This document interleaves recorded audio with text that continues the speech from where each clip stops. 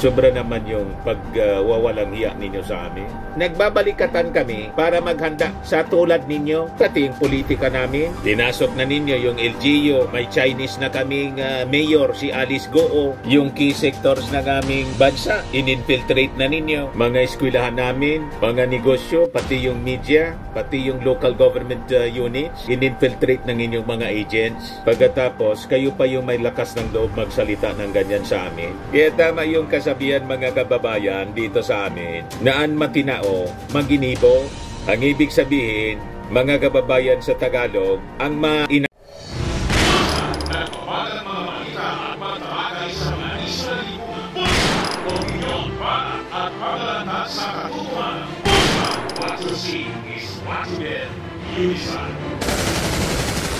inakusa, yun ang may gawa. Sila yung mainakusa sa atin na nanggugulo. Pero sila yung pumapasok dito. Sila yung umabante. Sila ang nangangamkam nang hindi sa kanila. Kami may hawak na ebidensya. Yung UNCLOS mismo nag-award sa amin. So alam na mga kababayan kung sino pinupunduan. Pinalalabas na naman po ng China na tayo yun nanggugulo. May panawagan sila sa atin, no? China urges Philippines to take right path toward regional peace. Right path? So anong ibig sabihin ninyo ng right path, tamang direksyon? Yung ginawa ng previous administration. Huwag kami mga Chinese. Yun ang maling direksyon. Yung tinahak na direksyon ng previous administration, ang resulta nun, the Philippines, province of China. Ano kami, bali, mauto ninyo? Yan po yung panawagan ng China. China called upon the Philippines to immediately heed the voices of countries in the region and to veer away from the wrong path soonest to ensure peace and stability. Nanakot pa na magkakagulo para masiguro daw ang peace and stability. So ibig sabihin, pag hindi tayo bumalik doon sa direksyon na yon na gusto nila, tulad ng sa previous administration, magkakagulo. So kayo ngayon yung nananakot, kayo ngayon ang ayaw ng katahimikan, at saka yung sinasabi ninyong voices, nagsalita na po yung international community na dapat irespeto ninyo yung desisyon ng UNCLOS at yung 9-dash line ninyo na naging 10-dash line na. Kayo man lang po yung kumikilala niyan. Wala mang mag-recognize ng mga bansa kahit dito sa Southeast Asia. So sabi dyan mga kababayan sa balita, yung panawagan ng Beijing came after reports that the US Army was shipping out war equipment including land-based mid-range capability or MRC missile system known as Typhoon na pinasok dito sa Pilipinas para sa annual balikatan military exercises. Para lang naman yon sa yung mid-range missile na pinuna ni Putin. Para sa annual balikatan lang naman yon. And by September daw, ibabalik na. At saka, anong pakinin nyo? Territory namin yung Ilocos. Tama po? Nangingialam kayo. Ang Pilipinas po hindi nangingialam sa pagiging military superpower ninyo. Nang bumili kayong mag-manufacture kayo nag-manufacture ng mga armas, may narinig kami may narinig kayo na protest galing po sa amin. Di ba wala?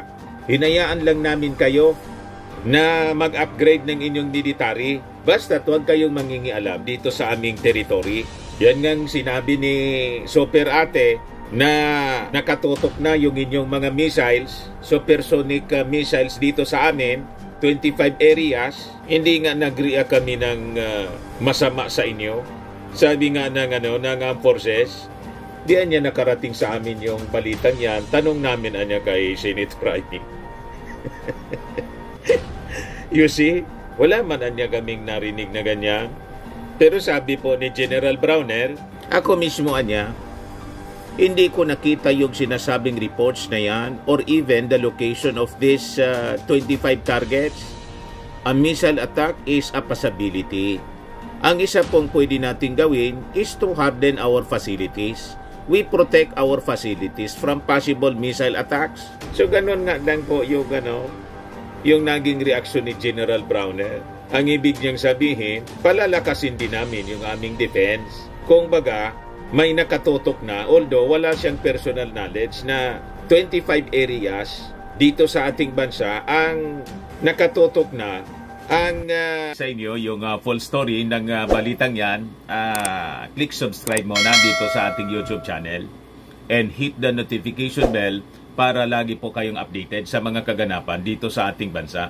Like and share na rin po ninyo ang ating video. At huwag na rin po ninyo na skip yung ating mga commercial ads para tuloy-tuloy lang ang pag-unlad ng Bagong Pilipinas. Sa mga nagana po ng malinis and spacious fitness gym, pumunta lang po kayo sa aming Colossal Fitness Gym. We also offer Grab Car Rental with our brand new 2023 model ng Toyota Innova. We also accept booking for those who are planning to travel via PAL, Cebu Pacific, and other airline companies, local and international, and bills payment for Meralco Bills, Aleco Bills, PLDT, etc. Ang Colossal Fitness Gym is located at 3rd floor Security Bank Building, Lanco Business Park, Legazpi City, Albay. For inquiries, look for Gilon Maravillas. Contact number 0966-802-0949. Yan po yung aming Innova. Lagi na pong matao sa amin.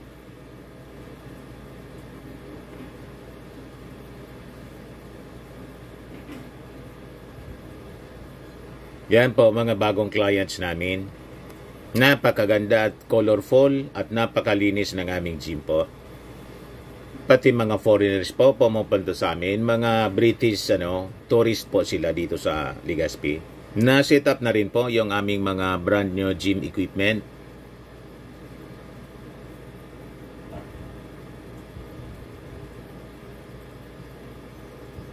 May treadmill na rin po kami. Ito naman po yung bago naming product na binibenta online. Eye Glow Serum, whitening po siya. Tingnan ninyo yung epekto sa aking anak na architect before and now. Yung mga inquiries po ninyo, dumiretso na lang kayo sa kanyang Facebook account, Riz Maravillas. Ito naman po, Firmax Firming and Lifting Cream, pinapahid po sa mga pulses in affected area. Mainam po sa paninigas ng mga kaso-kasuan. Ito naman po, Automax Radiant Serum. Sa mukha naman yung application, anti-aging po siya. You will look 10 years younger than your age. Sa mga cancer patients naman po, baka lang gusto ninyo itong itry. Naing siya red mixed fruit drink. Hindi mo po siya gamot, food supplement siya. Kaya lang, gawa siya mga kababayan sa goji berry. Yung goji berry may anti-cancer properties. O ngayon, yung mga inquiries ninyo, dumiretso na lang kayo sa aming messenger sa Facebook para masagot namin agad. Ayos pa? Ayos na ayos niya, Mr. Maravilla. Supersonic missiles ng China. Nakita ninyo? Ay supersonic. Hypersonic pala. Takot na si Senator Amy. Natatakot talaga ako habang umiinit ang tensyon sa West Philippine Sea. May nakita ako na plano ng China na gagamitin yung hypersonic missile. Ang plano, air. At ang plano, yung hypersonic missile at nakatakda na yung 25 na target nila. You see, kung paniniwalaan natin yung sinasabi ni Amy Marcos, ang nagtitreten po kayo, hindi man kami. Ang nagtitreten yung China. Tapos sasabihin ng China na dapat tayo rito, piliin ang right path. Kayo ang wrong path. Kayo yung nananakot. Kayo ang nagtitreten ng regional stability. Pagkatapos kami yung pinagsasabihan ninyo. Yan po yung sabi rito ni China's Foreign Ministry spokesman, Mao Ning. Sabi ni Mao Ning, as we have repeatedly emphasized, this deployment is a regressive step that poses a severe threat to the security of regional countries. Paano naging security threat na this is for our defense? Sabi ko nga mga kababayan, kahit pa iposisyon natin dito mga 1,000 nuclear warheads, walang paki yung China because that is for our defense. Pag sinabing defense, hindi offense. Defense nga eh. Ibig sabihin, hindi tayo mauuna. Pag tayo ay inatake, pinasok rito, re-risk back tayo. And that is the right of every country to defend. Ang gusto ninyo, mahina lang kami para magagawa ninyo kung ano ang gusto ninyong gawin dito sa amin. Maisog pong totoo yung aming Pangulo. Magaling, matapang, Hindi po pasisindak sa inyo. Kaya sabi ng ating Pangulong Bongbong Marcos, mga kababayan, ipinag-utos niya kahapon sa Armed Forces to remain vigilant amid regional threats. Lalo na niya itong issue dito sa West Philippine Sea. So sabi dyan, during his visit to the headquarters of the 11th Infantry Division in Camp Chodolfo Bautista in Sulu, kahapon, the President said the government carried out organizational change, especially creating a task force with a maritime force and a navy to beef up the presence of the Philippine Coast Guard and the police in the area. So tama lang po ito kasi umaali-aligid yung mga warships ng China in Mindanao at dito po sa Visayas. Nandyan nga hanggang ngayon yung monster ship nila. Winarningan ng ating Coast Guard. Sabi ng ating Pangulo, this is what we are doing to keep us more secured, especially here in your area, because I'm sure that there are many instances that we have reports of ships passing through the area. Updated yung ating Pangulo, siyempre, ng mga umaali-aligid na mga warships ng China. Ini-intimidate po tayo. Aali-aligid sila pagkatapos yung kanilang mga agents dito sa Pilipinas, yung mga pro-China politicians at mga pro-China vloggers, sila yung nag-intensify ng mga pananakot. Plus yung mga negosyante na sabi ni Browner, in-infiltrate yung business, yung mga schools natin, pati mga LGUs, in-infiltrate ng China. So sila ang nagpapakalat ng mga fake news. Sila nagpapakalat na yung ating Pangulo, kinakaladkad yung ating bansa sa gira. Ganon ang kanilang mga sinasabi. Tapos ikot sa iba-ibang bansa yung nausog. Ganon ang sinasabi. Nasa Hong Kong na naman nga ngayon, mga kababayan, yung mga nausog. Ayan Hakbang ng Maisog International Hong Kong Chapter. We are ready, no worry. Ang name tag ni Miss Sass ginagawa na. She's coming to. Free t-shirt printing will be available too. Bring your own t-shirt. What? Maiso gathering with unlimited foods and drinks. When? July 7, 2024, 11 a.m. to 5 p.m. Where? Starverse Restaurant. Pagkatapos may entrance fee na 220 Hong Kong dollars. Bukas po, this coming Sunday, see you there. Naka-advertise na po. Nag-fundraising pa. Ginawang negosyo po, yung nausog, ginawang palabigasan ng mga organizers. Papunta doon, yung mga nausog vlogger sila, tuwang-tuwa, libre hotel, libre kain, libre pamasahe, baka may pasobre pa. Tama pa? Pagkatapos kami yung iniintriga ng mga bayaran ng Palasyo Malacanang ni Lisa Marcos. Magalabas kayo ng resibo. Di ba? Ang makita ninyo sa amin, invitation. Kami ni Mrs. in-invite ng ating Pangulo ng PCO at saka ni Mrs. Lisa Marcos bilang pasasalamat sa ating mga health workers, tapos kaming mga vloggers para i-cover yung event. Di ba? Personal naming makita. Kayo itong halangan man yung pamasahe ninyo from the Philippines to Hong Kong, sagot ninyo personal, hindi libre, pati mga hotel. Magkano yung pamasahe papuntang Hong Kong at balikan? Magkano yung hotel dyan? Di ba pa? Tapos siyempre may pa-shopping pa. So alam na, mga kababayan, kung sino pinupunduan. Ha? Kaya tama yung kasabihan, mga kababayan, dito sa amin, naan matinao, maginibo. Ang ibig sabihin, mga kababayan sa Tagalog, ang mainakusa, yun ang may gawa. Gawain nila. Kaya akusa sila ng akusa. Kasi nga, gawain ninyo. Walang pagkakaiba sa ugali po ng China. Sila yung mainakusa sa atin na nanggugulo, pero sila yung pumapasok dito. Sila yung umabante. Sila ang nangangamkam nang hindi sa kanila. Tapos tayo inaakusa na tayo yung nanggugulo. Nanggugulo daw tayo sa kanilang teritoryo. Paano naging teritoryo ninyo? Nasaan ang inyong ebidensya? Kami may hawak na ebidensya. Yung UNCLOS mismo nag-award sa amin na ayaw ninyong kilalanin.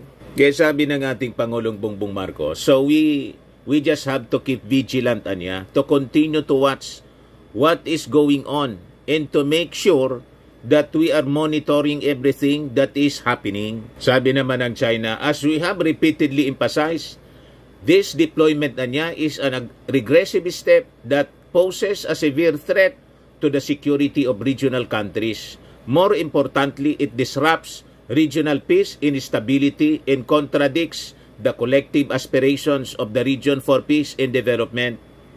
We urgently call on the Philippines and other relevant countries to heed the voices of the region and reconsider this deployment. Kaya ang deployment namin po, nandito sa aming territory, sa landmass natin, sa Ilocos nga eh. Nagbabalikatan kami para maghanda kami sa tulad ninyo na pakialamero, pati yung politika namin, pinangingialaman ninyo. Pinasok na ninyo yung LGU, may Chinese na kaming mayor, si Alice Goo. You see, yung key sectors ng aming bansa, in-infiltrate na ninyo. Yan sabi ni China infiltrating key Philippine sectors. Sabi po ni General Browner, mga eskwelahan namin, mga negosyo, pati yung media, pati yung local government units, in-infiltrate ng inyong mga agents, mga Chinese na. Pagkatapos, kayo pa yung may lakas ng loob magsalita ng ganyan sa amin. Sobra naman yung pagwawalang hiya ninyo sa amin. Pero yung aming Pangulong Bongbong Marcos, kalma lang po, diretso lang siya mga kababayan, sa pagsiservisyo sa ating mga mamamayang Filipino. So habang binisita niya yung ating armed forces doon sa Hulo, namigay po siya sa Patikol, Hulo, ng yung dating ginagawa, yung Presidential Assistance to Farmers, Fisher Folks, and Families na affected po ng El Nino. Ayan po yung ating Pangulong Bongbong Marcos. Maraming salamat sa ating Special Assistant sa iyong pagpakilala, Secretary Anton Langganeo. Please, yan ang ating pagsisikitan. Nakita na po ninyo at nakilala na po ninyo ang iba't ibang mga Cabinet Secretary na nandito ngayon, nakasama natin. Ang dahilan po kung bakit marami tayong dala na Cabinet Secretary dahil pagka kami ay gumawa ng programa, ang aming approach, ang tawag namin ay whole of government approach. Ibig sabihin, lahat ng bahagi, lahat ng departamento, lahat ng ahensya na sa aming palagay ay makakatulong para maging matagumpay ang aming programa ay sinasama namin sa pagplano, sinasama namin sa pag-implement, pati sa budgeting, sinasama namin para yung buong gobyerno ay nagtatrabaho para maging maganda ang resulta ng aming mga project, ang aming mga programa. Kaya nandito po, sinama ko po, nandito po si Department of Agriculture Secretary Kiko Laurel, ang Secretary Secretary for Defense, Secretary Gilbert Chodoro. Ito, ngayon ko lang nalaman, ito daw sabi ni Gop Sagur, ito yung pinakamayaman. So, the DSWD Secretary Rex Gatchalian. Mali pala yung inuutangan ko, dapat ikaw. At alam niyo po, yung gumikit na po sa National Government, galing po siyang RTVM, broadcast ng RTVM. Magandang koordinasyon para maging magandang takbo ng aming mga programa ay ang ating DILG Secretary Benhur Abalos. Kakandidato siguro si Abalos po for Senator. First District Representative ng Sulub, Representative Samir Tan. Sa 2nd District naman, ang ating Representative Munir Arbison, and Kusog-Tausog Party List Representative Shirley Tantambo. At ang aking matalik at malapit na kaibigan. Alam niyo po, si Gob Sakuntan at saka ako, matagal na kami magkakilala. Dahil pareho kaming politiko. Pero yung pagkakilala namin, lumampas na dun sa pagkapolitiko, naging kaibigan ko na talaga si Gob Sakun. Kaya pag sinasabi niya, sinasabi niya, kagaya sinabi niya doon sa speech niya, sabi niya, wala, hindi kami nahihiyang hindi talaga kung nahihiyang humingi yan. Tawag na, kung anong kailangan ni Gob Sakun, tawag yan, tatawag yan. Nabibigay naman natin para naman, maganda naman ang trabaho ni Gob Sakun. Kaya tama yung sabi ni Gob Sakun na sinasabi, peace and order ang inuna natin. Tingnan nyo naman, naayos naman natin. Maganda ng sulong, iba na. Ang pagka iniisip dati, ang sulong ay iniisip gulo na hindi pwede puntahan dahil yung security, etc. Yun ang mga impresyon lalo na yung tigalabas. Ngayon, iba na. Isa na kayo sa ginagawang tourist spot, isa na kayo sa pinapasukan ng investment dahil nga wala ng gulo, mapayapa na ang Sulu at kaya't magpapasalamat tayo sa leadership ni Gob Sakuntan dahil siya ang talagang nagdala ng kapayapaan dito sa island of Sulu at lalo na dito sa Hulo. Kaya't I'm very, very happy to be here because I'm always happy to see my old friend Gob Sakuntan. Ang ating host for today's activities, Batikul Municipal Mayor Kabir Hayudini, ang iba't ibang elected officials na nandito nakasama natin today, ang ating kasama sa pamahalaan at ang pinaka-importante sa lahat na nandito ngayon, na bisita ngayon, kayo ang aming mga beneficiary na tatanggap ng tulong galing sa pamahalaan. Daming tao po. Ladies and gentlemen, assalamualaikum, kaniyo katang.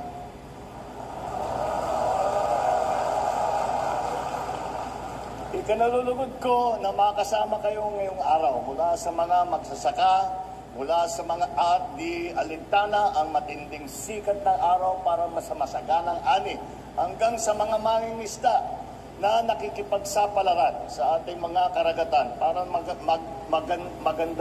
maganda ang huli. Narito kami ngayon upang ihatid sa inyo ang tulong ng pamahalaan. Umagapay sa inyong pagbangon mula sa mga pagsubok na dala ng El Nino at upang mapakinggan ang inyong mga suliranin. Nais ko rin na personal na iparating sa inyo ang aking paghanga sa inyong mayamang kultura, lalo na sa inyong sining, likha, musika at kaugalian. Mula sa badyo at sawal na ginagamit ng inyong kalalakihan hanggang sa patadyong na sinusuot ng nakarami, hindi maikaila ang inyong angking talento at kasanayan sa paghakabi, pati na sa pag-uukit. Kaya talaga naman nakakatuwa na napanatili ninyo ang kultura na pamana sa inyong pinamana sa inyo ng mga inyong ninuno sa kabila ng mga siklong lumipas. Naway ang tulong na dala namin ngayon ay magpalakas sa inyong mga kabuhayan at magpatibay palalo sa inyong isang lalawigan. Kung matatandaan po ninyo, Oktubre noong nakaraang taon, naghatid ng ayuda at iba pang halagang serbisyo ang ating Special Assistant, si Secretary Anton Lagdameo, at ang ating DSWD Secretary Rex Gatchalian. Matapos ang 9 na buwan, ako naman ang bibisita rito upang bigyang pansin ang kalagayan ng 19 na bayan sa inyong lalawigan na napailalim sa state of calamity dulot ng El Nino. Ayon sa aming datos, mahigit 5 milyong piso Halaga ang pananim na nasira dito sa inyong lugar na ikinalugi naman ng humigit kumulang 912 na magsasaka. Hindi namin kayo iiwan sa pagharap sa pagsubok na ito. Kaya kami ay makakapagbahagi ng ayuda upang makabangon kayo muli at higit pang mapayabong ang inyong pamumuhay. Bilang panimula, 10 milyong piso ang magmumula sa aking tanggapan upang ipamahagi sa halagang tigsa 10,000 piso para sa mga magsasaka at mangingisda sa Sulu na naapektuhan ng El Nino. Sa ilalim naman ng ayuda sa kapos ng kita program ng DSWD, makakatanggap ang mahigit 5,000 magsasaka at mangingisda ng cash assistance na nasa 10,000 piso naman.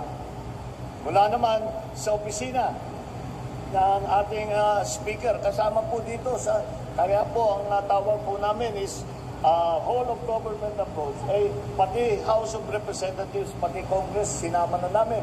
Kaya mula sa office ng House Speaker Martin Romualdez, meron din lahat ng dumalo rito na nagtipon sa atin ay mabibigyan ng tigli 5 kilo ng bigas. Andiyan na yung mga iba na nakita ko na. Kasama din natin ang Bangsamoro Autonomous Region in Muslim Mindanao Ministry of Agriculture, Fisheries and Agrarian Reform na maghahandog sa inyo ng karagdagang makinarya at kagamitan sa pagsasaka. Ngunit, hindi po dyan nagtatapos ang handog namin sa inyo. Kasabay ng pagbibigay namin ng ayuda ay ang magandang balita tungkol sa ating pagsusulong para sa Jolo Airport Development Project. Kasalukuyan na po natin binabalangkas ang lahat ng kinakailangan para masimulan na ang proyektong ito. Nakahanda po tayong 100 milyong piso na paraan nitong project na ito. Sa dako naman ng patuloy na nangyayaring illegal fishing sa karagatan ng Sulu, umaaksyon na po ang ating kapulisan at sa pangunguna ng Sulu Maritime Police Station upang magpatrolya at mapantayan ang ating yamang dagat. Sa ating mga lokal na pamahalaan, patuloy po ninyong suportahan ang ating kolektibong pagsisikap upang maging mas maayos at ligtas ang ating mga minamahal na mangingisda. Mga kababayan, makaasa kayong tutuparin namin ang aming pangakong matulungan kayong lahat, lalong-lalo na ang mga magsasaka, ang mga mangingisda at kayo at ang mga inyong pamilya.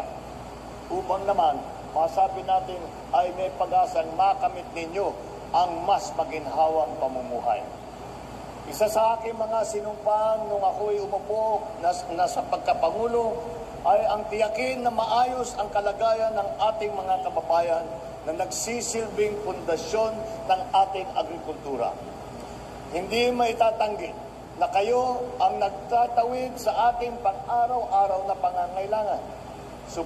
Subukin man kayo ng panahon at sitwasyon, ginagawa pa rin ninyo. Kayo ang patunay na ang pagtutulungan at malasakit sa kapwa ang susi tungo sa tunay na nagkakaisang lipunan.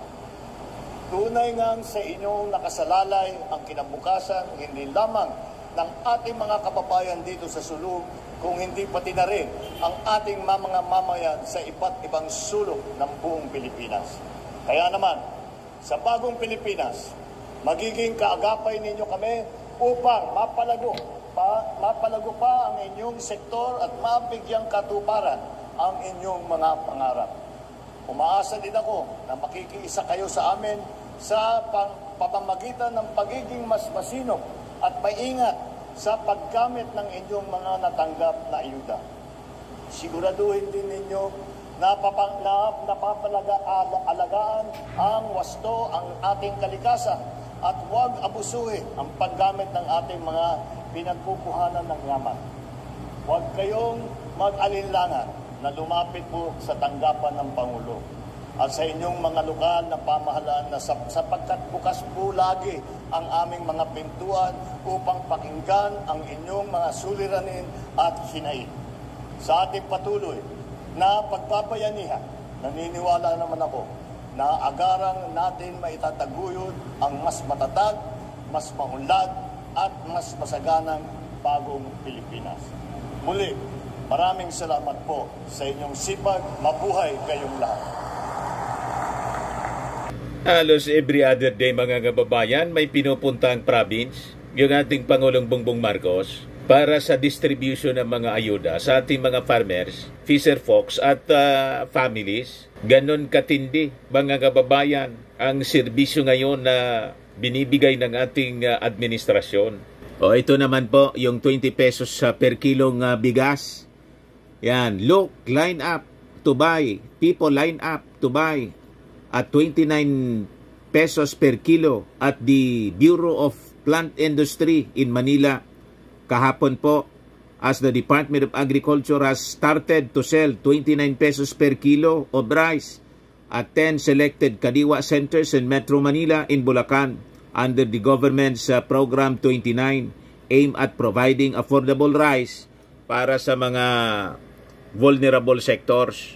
Di ba nakakatawa mga kababayan? Ayun. Ayos na ayos po. Ito naman po sa Quezon City. Quezon City residents flock to Kadiwa store at NIA head office to take advantage of the Department of Agriculture's new program offering rice at 29 pesos per kilo.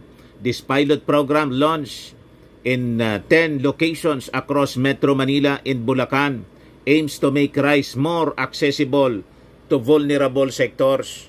Yan ang ating gobyerno ngayon. Walang ejiki po. Lahat kabuhayan ang binibigay. Bigla niyang napasok yung ejiki. Yan man talaga, yung previous administration po, laging bukang bibig, araw-araw, war on drugs na lang, war on drugs. Wala na yata ang ibang gustong gawin. Ano ba? Ang resulta po, ICC. Mayroon pa niya Mr. Maravillas, yung plunder. Inansuhan ni Trillanes 6.6 billion plunder case. Kaya tuwang-tuwa si dating Senadora Laila de Lima. Ito na niya ang panahon ng paniningil. Yan po yung reaksyon ni de Lima. Panahon na ng paniningil sa mga kasalanan nila sa taong bayan. Former Senator Laila de Lima has voiced her support for former Senator Sonny Trillanes' 6.6 billion plunder complaint against former President Rodrigo Duterte and Senator Bongo.